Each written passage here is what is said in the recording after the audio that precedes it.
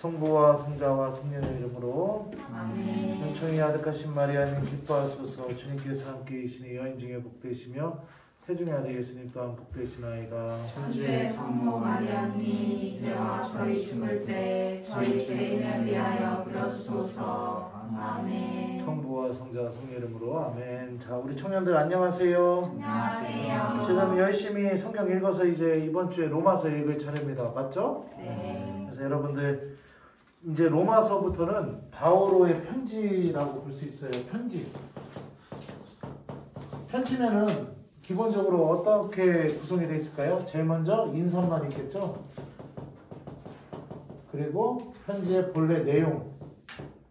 그리고 그 다음 또 뭐 있죠? 끝인사.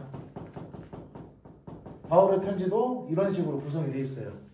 그런데 중요한 것 중에 하나가 뭐냐면 인사말과 이 중심 내용 사이에 아주 특별한 게 하나가 이렇게 들어가 있습니다. 이게 뭐냐면은 바로 감사입니다. 감사. 그래서 바오로 사도가 여러 교회를 세운 사람이에요. 여러 교회를 돌아다니면서 교회를 세우고 그 다음에 거기서 이제 지도자들을 만들어 놓고 또 다음 지역으로 이동해서 또 교회를 세우고 이러다 보니까 바오로 사도가 같이 있을 때는 문제가 없는데 바오로 사도가 떠난 다음에 교회 공동체에서 궁금한 게 생기는 거야. 아니면 다른 사람들이 와서 이상한 소리를 해. 바오로가 알려준 거하고 다른 이야기를 하거나 이러면서 이제 궁금증들이 막 생기기 시작합니다. 그래서 사람들이 그러면 어떻게 해야 돼? 첫 번째, 사람을 바오로한테 보내서 물어보던가 아니면 편지를 써서 보내던가 어떤 경로로든지 간에 와가지고선 바오로가 그 문제에 대해서 이렇게 살아야 됩니다 라고 답변해 준 게 바울의 편지들이고, 바울의 편지 중에서 신부님이 감사가 들어간 부분이 굉장히 특이하다고 했는데 우리가 오늘 로마서 읽을 부분들도 한번 봤으면 좋겠어요. 자, 로마서 그래요. 지금 신부님이 찾기가 어려우니까 모든 편지는요 앞부분에 인사말이 끝나고 나면은 감사 기도가 들어가게 됩니다. 나는 여러분들이 이렇게 열심히 살고 있어서 하느님께 감사드립니다. 뭐 이렇게 있어서 감사합니다 라고 이렇게 편지의 대부분에 들어가요. 안 들어가는 편지도 있긴 하지만 대부분의 편지가 감사 기도가 들어가게 되고, 예를 들어서 우리 청년이 A라는 청년이 미사 열심히 나와서 하나님께 감사드립니다. 기도 열심히 해서 감사드립니다. 본당에서 봉사 열심히 해서 감사드립니다. 이런 식으로 감사 기도가 쭉 나오는데 바오로는요 이 감사 양식에서 편지의 중심 내용을 미리 언급하면서 요약하는 그런 식으로 이렇게 편지를 썼어요. 그래서 이 바울의 편지 중에 나오는 감사 기도만 잘 읽는다 하더라도 그 편지가 어떤 내용인지를 알 수가 있습니다. 또 두 번째, 우리 바울 사도가 어떤 사람인지 좀 알아야 되거든요. 로마서 우리 1장 한번 같이 볼까요? 자, 로마서 1장을 보면 잠시만요. 그리스도 예수님의 종으로서 사도로 부르심을 받고 하느님의 복음을 위하여 선택받은 바오로가 이 편지를 씁니다. 이런 식으로 바오로는 편지를 쓸 때 자기가 예수님의 사도로 부르심을 받은 사람이라는 걸 꼭 이야기합니다.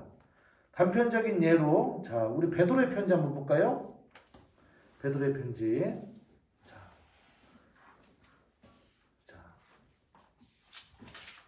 베드로의 편지 한번 보도록 하겠습니다. 왜 빨리 안 펴질까? 자, 여기 보면요. 이거는 특이한 게 아니네요. 미안합니다. 하여튼 바오로 사도가 왜 편지를 쓸 때마다 사도로 부르심을 받고 이 표현을 왜 썼을까? 왜 썼냐면 당시에 아무도 바오로 사도를 사도로 인정하는 사람들이 없었다는 겁니다. 그러니까 바오로가 스스로 나 사도입니다 라고 이렇게 이야기하면서 썼어요. 왜냐하면은 바오로가 주장하는 내용과 그 당시에 유다인들 중에 예수님을 믿는 사람들이 주장하는 내용이 서로 달랐기 때문에 바오로는 율법을 안 지켜도 된다고 얘기했었거든요. 그것 때문에 초대 교회 안에서 굉장히 바오로를 반대하는 사람들이 많았었어요. 그래서 저 사람은 사도도 아니야 라고 이렇게 주장하고, 그러면서 바오로는 가는 곳마다 환영도 받았지만 반대도 엄청 많이 받으면서 그렇게 살았었어요. 그래서 편지를 쓸 때 항상 자기가 하나님한테 부르심 받은 사람이라는 걸 스스로 밝힙니다. 불쌍하죠? 네. 권위가 이렇게 사람들이 이렇게 인정해주지 않았으니까. 그럼에도 불구하고 바오로는 열정적으로 하나님을 선포하고 그러면서 이렇게 살아가는 사도로 이렇게 남게 되죠. 그러니까 우리가 신앙생활 할 때도 중요한 게 뭐냐면 누군가에게 인정받는 게 중요한 게 아니라 내가 믿고 있는 내용을 명확하게 소신껏 따라가고 그 믿음의 내용을 실천하는 게 중요하다는 게 바오로의 삶을 통해서도 우리가 좀 생각해 볼 수 있습니다. 로마서에서 가장 핵심적인 내용이 뭐냐면 자 한번 보도록 하겠습니다. 자 1장 7절 한번 보죠. 성도로 부르심을 받은 이들로서 하느님께 사랑받는 로마의 모든 신자에게 인사합니다. 이렇게 이야기했어요. 자 그리고 나서 자 밑으로 좀 내려가면요.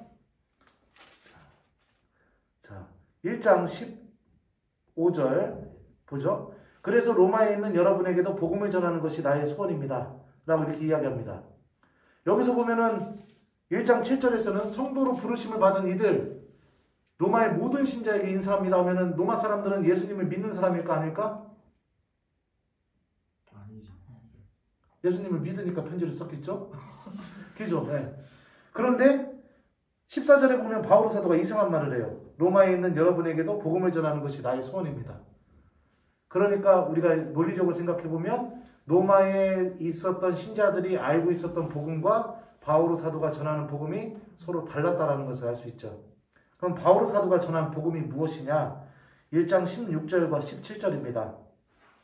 나는 복음을 부끄러워하지 않습니다. 복음은 먼저 유다인에게 그리고 그리스인에게까지 믿는 사람이면 누구에게나 구원을 가져다주는 하느님의 힘이기 때문입니다. 복음 안에서 하느님의 의로움이 믿음에서 믿음으로 계시됩니다. 이는 성경에 의로운 이는 믿음으로 살 것이다 라고 기록된 그대로입니다. 바오로의 복음의 가장 핵심은 철저하게 믿음입니다. 믿음으로 구원을 얻게 된다. 이게 바오로 복음의 핵심이에요. 근데 당시의 사람들이 천주교 신자들 중에 그리스도교 신자들 중에 유다인들은 어떻게 생각했냐면 믿음도 필요하지만 여기에 뭐가 있어야 되냐면 율법이라는 게 있었습니다. 계명을 하느님께서 주신 이 계명을 잘 지킴으로 인해서 구원을 받는다라고 생각을 했는데 바오로는 이 연결고리를 끊어버린 게 이 바오로의 복음의 핵심입니다. 그래서 사람이 어떻게 의로운 사람이 되는가? 로마서에서 의로움 이런 단어가 무진장 많이 나와요. 자, 의로움이라는 단어가 나오게 되면 우리 청년들 어떻게 이해하면 되냐면 의자가 무슨 의자죠? 한문으로? 옳을 의자예요. 그러니까 누군가와 올바른 관계를 맺는 길이 의로움인 거예요. 그러니까 하느님과 내가 올바른 관계를 맺는 길이 무엇인가? 이것이 의로움이라는 말 안에 담겨 있다고 보면 됩니다. 바오로 사도는 어떻게 생각을 했냐면 내가 무엇인가를 지켜야만 하느님과 올바른 관계를 맺는 게 아니라 이것과는 상관없이 내가 하느님을 잘 믿게 되면 그러면 하느님과 올바른 관계를 맺게 된다라고 생각을 한 겁니다. 생각을 해보면 우리가 이런 율법주의 안에 빠지는 경우들이 종종 있습니다. 고해성사 보통 언제 봅니까? 주일미사 빠지면 또 판공성사 표가 나오면 그러니까 항상 이 지켜야 되는 뭔가 조항에 걸리게 되면은 내가 움직이게 되잖아요. 바오로는 이렇게 신앙생활하는 거는 구원을 얻지 못한다고 이렇게 생각하고 있어요. 그러면 어떻게 해야 되느냐? 내가 오늘날 성당에 앉아있는데 생각해보니까 나 성사 본 지가 너무 오래된 것 같아. 그리고 내 믿음이 나를 움직이기 시작하는 거죠. 그러고 보니까 어제 복음도 갑자기 생각이 나. 그리고 오늘 복음도 생각이 나는 거야. 막 하느님이 작은 아들 그렇게 다 안아준다는데 그러면 나도 성사 봐야겠다. 이렇게 움직이는 거. 믿음이 나를 움직이게 만드는 거. 그러니까 너 이거 어기면 죄 짓는 거야. 이거 안 하면은 너 천주교 신자로서 자격이 없는 거야. 이런 틀에 갇혀서 신앙생활하는 게 아니라 순수하게 하느님 말씀에 대한 믿음이 나를 이렇게 움직이게 만드는 신앙생활이 나에게 구원을 가져다 준다라는 게 바오로 사도가 생각했던 바오로 복음의 가장 핵심입니다. 로마서는 사람이 어떻게 믿음으로 구원을 받는지 그거를 잘 정리해서 써놓은 서간이 이 편지가 로마서예요. 바오로 신학의 가장 정수 그리고 바오로 신학의 모든 것을 다 정리해 놓은 서간이 로마서라고도 이렇게 여러분들이 생각하면 좋을 것 같습니다.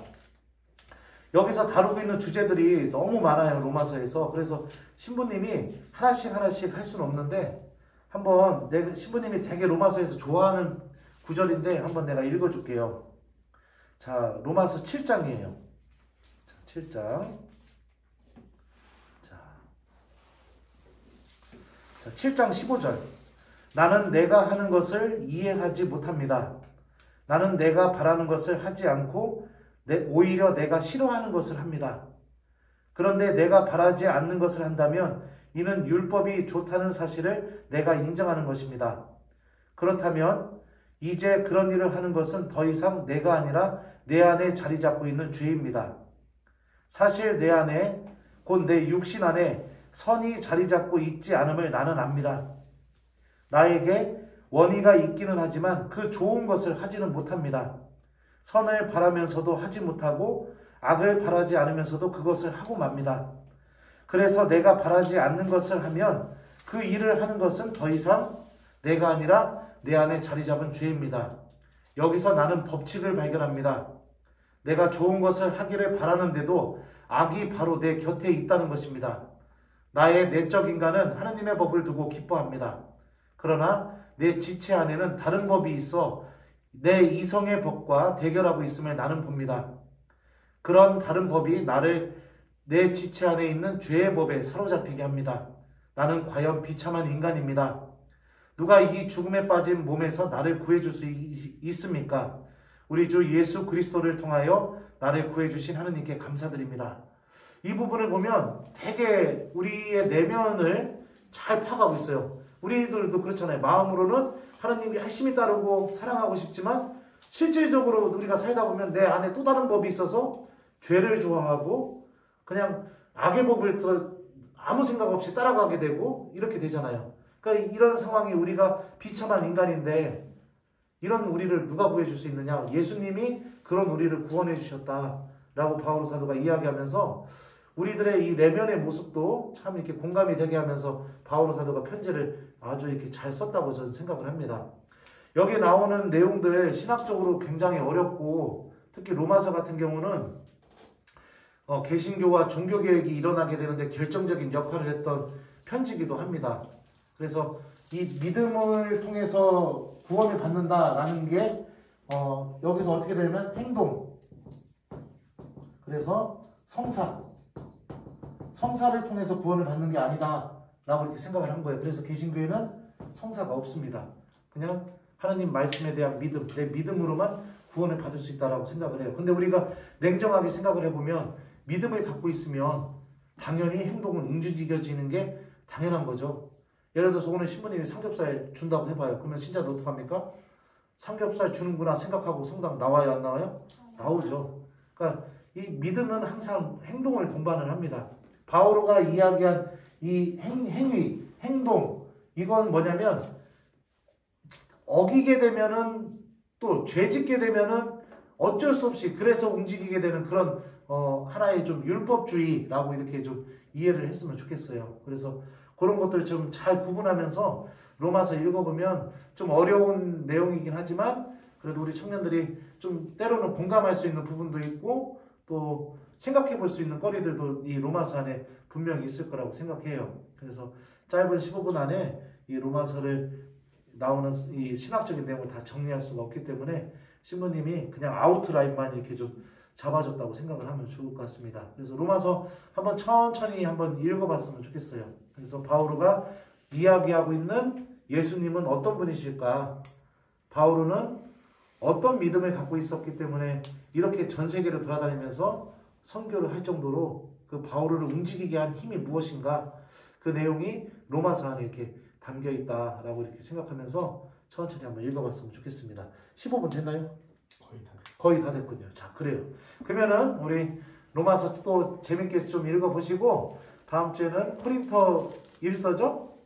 예, 코린토 1서 이렇게 또 같이 이렇게 읽어보도록 하겠습니다. 자, 그러면은 마침 기도하겠습니다. 성부와 성자와 성령의 이름으로 아멘. 주님께서 여러분과 함께 또한 사제의 영과 함께 전능하신 천주 성부와 성자와 성령께서는 여기 있는 저희 모두에게 강복하소서. 아멘. 성부와 성자와 성령의 이름으로 아멘. 다 수고했어요. 감사합니다.